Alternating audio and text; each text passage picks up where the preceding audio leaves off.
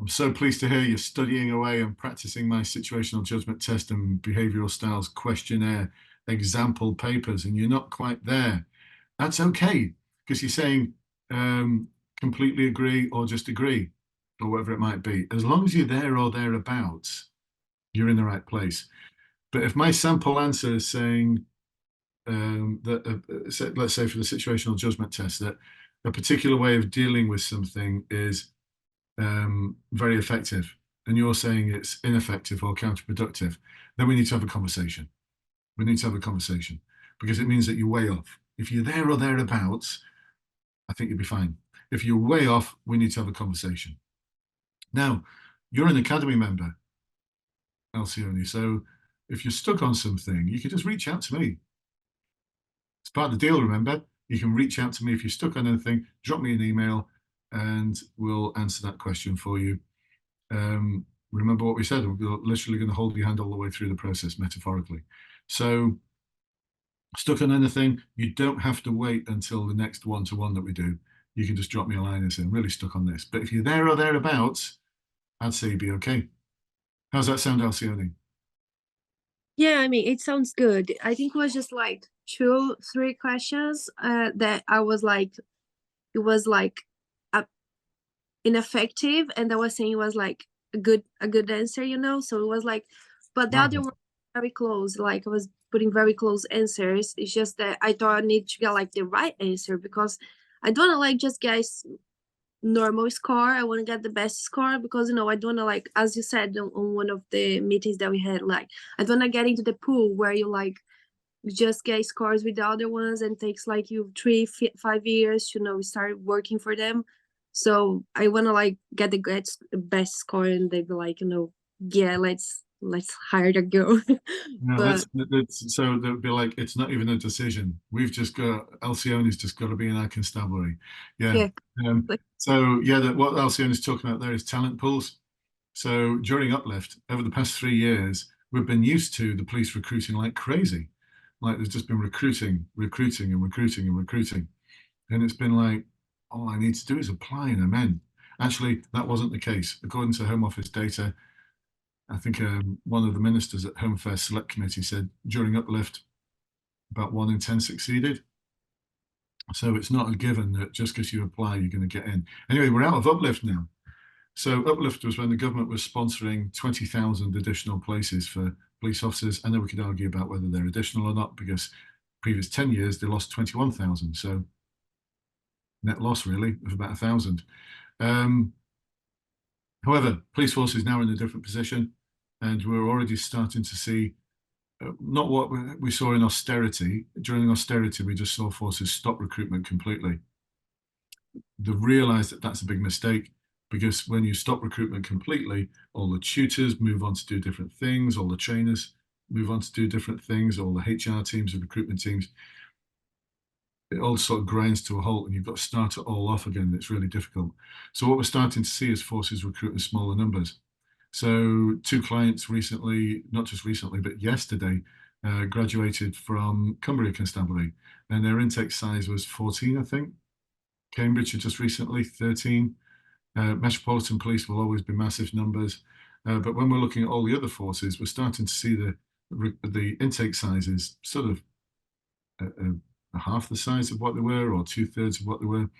So for that reason, if for Cumbria, where there was just these small numbers, if they had 40 people who got to the end of the process, well, they can't accept 40 because they've only got like 15, 14 places, something like that. They can only budget for that many places. So instead, they take the top scoring candidates and everyone else goes into a talent pool. And it sounds great. Yeah, I'm in a talent pool. No, just don't want to be there. Just do not go in a talent pool. And the way out of it is to score the highest mark possible. So Alcione is doing something else, which I think is an awesome top tip, which is preparing now for the future. Get so many people coming to me saying, I've got my online assessment. Well, yeah, the answer is yes, I can. We can do something. It's going to be really intensive, but what I prefer is people saying what Alcione is saying, which is I'm going to join the police, and the time will be right in 10 months' time. So that gives me 10 months to prepare for everything.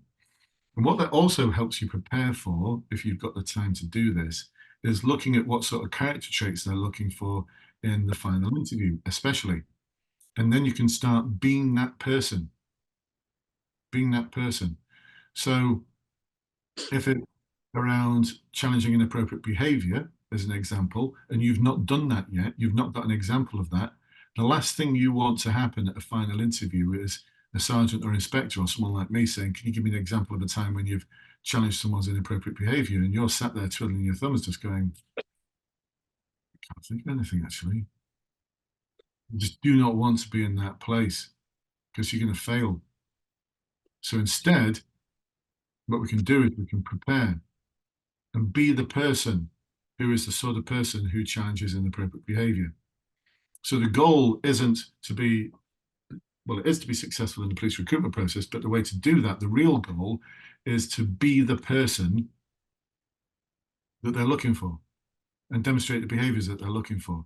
So when you're faced with that junction in your career or your job or volunteering or whatever it is, where you hear someone, just as an example, make an inappropriate comment, make a misogynistic comment, or what the Met Police call in their final interview, you hear someone making a lewd comment. What would you do? What actions would you take?